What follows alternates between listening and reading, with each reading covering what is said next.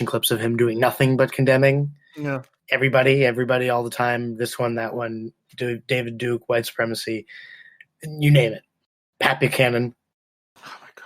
All the way up and down, right? So he clearly, so how does that work? Well, then their theory is like, oh, the reason he won't do it is because, he needs to keep them. They're his base. Yeah, he's trying to hold on to the white supremacists. He's trying to hold on to these 3 votes.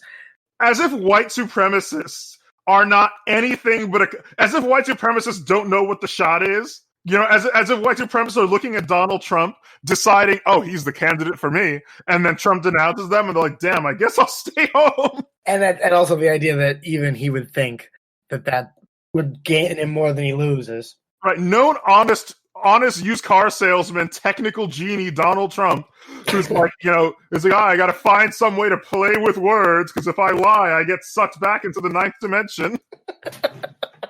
I got to find some way to not say the words, I condemn white supremacy, because I secretly do. Or, I secretly like it. Like, you think Donald Trump would just lie to your face? Yeah, he would just lie and go, yeah, sure. And then of course I condemn it. That's what any normal person would do. You think Richard Spencer, if he needed to get the votes, wouldn't condemn white supremacy? You think Richard Spencer's going to be like, listen, Richard Spencer, we need you to prove that you're not you want to rehabilitate. Yeah, if he thought it would be the difference between him becoming president and not, he would just straightforwardly say it, whether he believed it or not. So it's like, well, then Trump's reluctance just makes it that just shows how committed he is to the cause. Yeah. Trump can't even lie. It's like, that's your angle. Trump can't lie. Is that your final 10,000 lies, but not this one. He won't do this one. What you actually said makes perfect sense. And it explains that split I was just talking about, which is why in speeches he'll do it, but not when you ask him to his face, do it. Although he has done it when you ask him to his face, but he always seems weird about it when they ask him. And I think your fairy magic thing hit on the head, which is he seems to not like when other people tell him what to say. Oh yeah, and they both told him what to say. Content neutral is when someone tells you, say this right now. It could be that you say to him, say you're the best right now. Say you're the best president. And I think he would be hesitant because he'd be like, no, you don't get to tell me what to say. I decide what I say and when I say it. It was the debate moderator and his debate opponent both together saying, then do it, like telling him to do it. Yeah, because I don't. So I think people. I think this is the point to even focus on what they were asking him to say. I think the point was they could have been asking him to say anything. Yes. And when they're both asking like that, on an instinctual level, it seems like his instincts are, I can't say whatever it is they're trying to get me to say because then I look weak. Yeah, and I recognize the personality pattern well. Like, in the same way that if you there's a certain kind of person, I may happen to know someone like that. He's me. Where if you say, tell me you have to apologize. So not only is he someone, he's your favorite person. He's my favorite person even, yeah. Nothing makes me less likely to apologize to someone, even somebody I'm sorry to, than having 3 people gang up on me and tell me I have to apologize. That person will be getting no satisfaction ever. Yeah, because even if you wanted to, now it feels like it's just a capitulation. Yes. Is that mature? Is that a good way to live your life? Fuck you. How's this? Yeah, I'm immature. You better accommodate me then. Right? But you'll never lose your name to a fairy in the woods. Yeah, I'm not, that fairy's not taking my name. And he wouldn't take Donald Trump's name either. Yeah, exactly. Exactly. In fact, Donald Trump could probably fast talk the fairy into giving him his name. Oh, yeah. I'll take, not only will I not give him my name, I'll take his name. Art of the deal, baby. I actually read that book. I have read that book since the last time we talked. And you know what? When you read that book, I have to admit, I think you've already read it, right? No. I just read that book, I have to admit, it definitely blows up the theory that he's senile and this is all just random. The things he does are random. Because when you read that book, almost everything he says in there is stuff that you go, oh yeah, he's still doing that. Like he has, when they know that big, they have that big complaint about how he doesn't read our briefs. We were supposed to be briefing him and we had to get it down to 1 page and he still won't read it. We gave him 3 bullet points and he only reads 2 of them. In that book, he says, oh yeah, I don't read stuff because if it's important, they can explain it to me in 2 seconds. If I have to read it, that means they don't understand it or whatever. So his view is so now you could say that's stupid, but the point is that's not something he's doing by accident. It's a conscious decision. That his view is he thinks that, if you give me 10 sheets of paper explaining why I should do something, that means you don't even know why. Shaman Trump has no trust for the white man's magic runes. I don't trust this crude written magic. Speak it. The written word is the devil. Well, he's a man of action. Speaking is an action.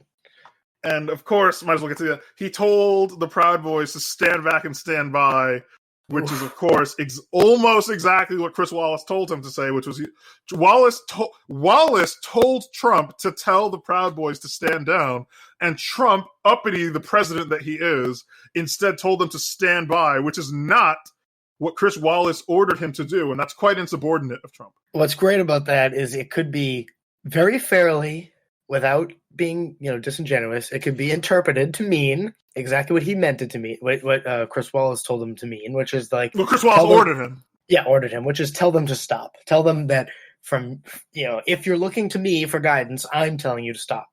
Not that he's in control of them, but the point is, if you think that you listen to me, I'm telling you stop. So officially, anything you do from here on out is not sanctioned by me, whatever. Or it could easily be interpreted to mean await further instructions. Yeah, Trump's going to be later on, the time, Enrique Tarrio, the time has come. Execute Order 66. And it shall be, it shall be done, my lord.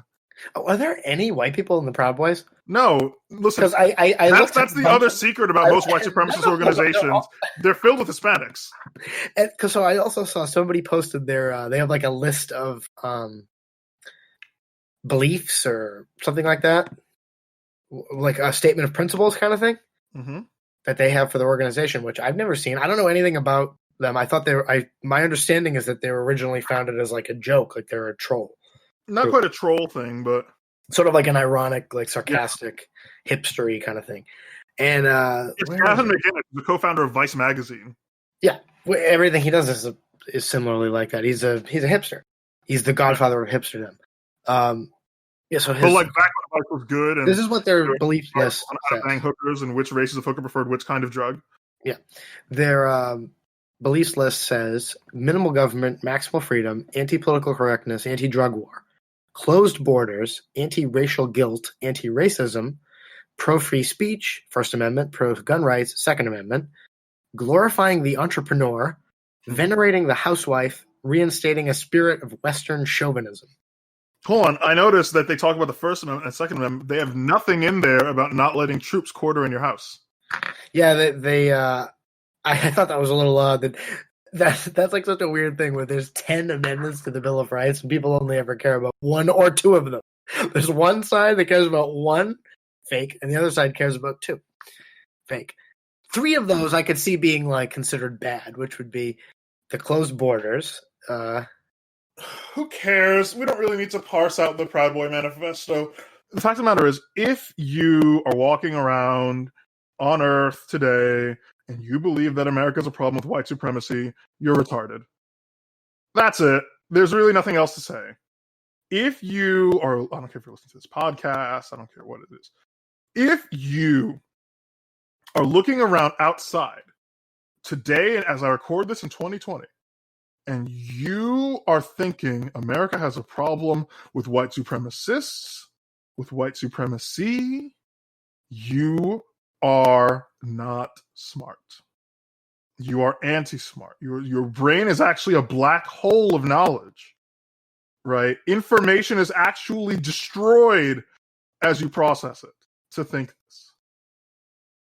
I cannot emphasize this enough. It's not even something that can be argued about. There's no example you give. But what about this protest in Charlottesville? As if we haven't been getting basically a Charlottesville protest, from the left every single day for the past 5 months, minus the vehicular homicide. You want to hear a good quote about this? Sure. Thaddeus Russell put on Twitter, this is right after it happened, Trump was calling for the Proud Boys, mostly out-of-shape midwits who initiate new members by making them name breakfast cereal while pummeling them in the stomach to monitor polling stations. If you're scared of this, you live in an incubator. Yes. You are not intelligent, nor are you wise. And guess what? That's just the way it is. And if you're listening to this show, you just need to know, if somehow you've missed the memo, if you're listening to this show and there's somebody who is around you that you need to talk to that has legitimate concerns about white supremacy in America, you have to understand that you are speaking actually, ironically, to a subhuman animal, right? A person who has no right to participate, to your attention, to your time, to your words. You are actually, again, this is quite interesting. You are actually worth more than them as a person, and that's just the way you have to square this. We don't need to look at what the Proud Boys believe.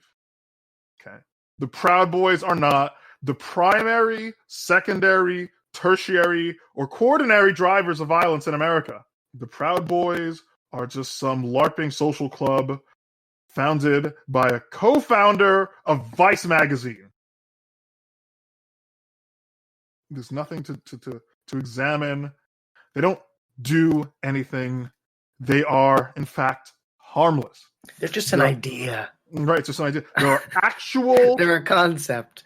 Yes, there are actual barbarians out there right now destroying homes and businesses, beating people half to death. Nobody who talks about the Proud Boys deserves respect.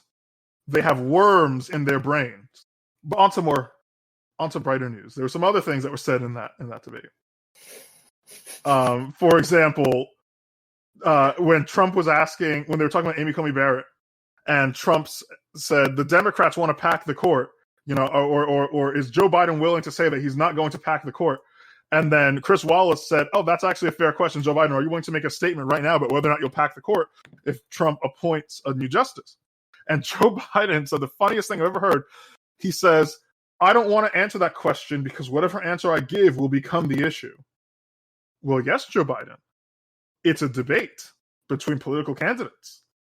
That's what's supposed to happen. That's what the whole thing is. Yeah, and this isn't and then we comment on them. Yeah, and this isn't the first time he's done this.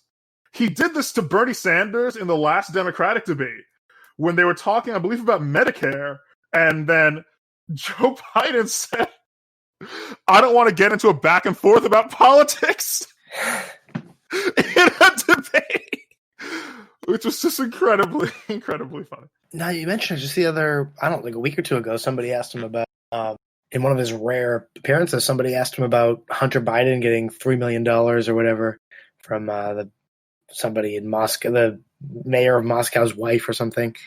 And they asked him basically, in light of this investigation and the report that came out, is there any conflict of interest there? And he said, his answer was, no, there's no conflict of interest. No one suggested there's a conflict of interest, which is an insane answer because that's what the question just suggested, is maybe there might be. And then you get to say, no, nobody's suggesting that, so therefore I don't have to answer it. And then he said, that's not the issue. Keep it about this man, what he is doing. So his view seems to be that his role is to just stand there and to be the guy who's not Trump. And then therefore he's not supposed to take positions. He's not supposed to have opinions. He's not supposed to have a platform or anything. He's just there so that you have a second choice. And it's all just about Trump. Yes. And which is a hilarious, dunking on the Democratic base, because during the primaries, Joe Biden's whole thing was listen, all these other people are too radical, and I'm the only person who has the right mix of policies to defeat Donald Trump. You can't be some crazy like Bernie Sanders. And then, okay, I guess it made sense. It was coherent as a pitch. And then suddenly, once he gets a nomination, he's like, all right, Joe Biden, what's your play to get Trump's voters? I'm going to tell them that I'm not Donald Trump, right? Which is, it's well, I was also not Donald Trump. That's crazy. Yeah, but he can win. But I'm not Donald Trump, and I can win. Yeah, Trump kept doing that. Kept trying to drive a wedge between Biden and his base, because he was like, "Hey, Biden, what do you think about Medicare for all?" And Biden was like, "I'm not for it." And Trump was like, "You've just lost the left. You see, you've lost all your left-wing supporters." As if by saying it becomes true, like some kind of strange reality alteration spell. Trump definitely has an interesting belief in the power of the spoken word. It is fascinating to think about. He does. Like it's like, oh, you've lost all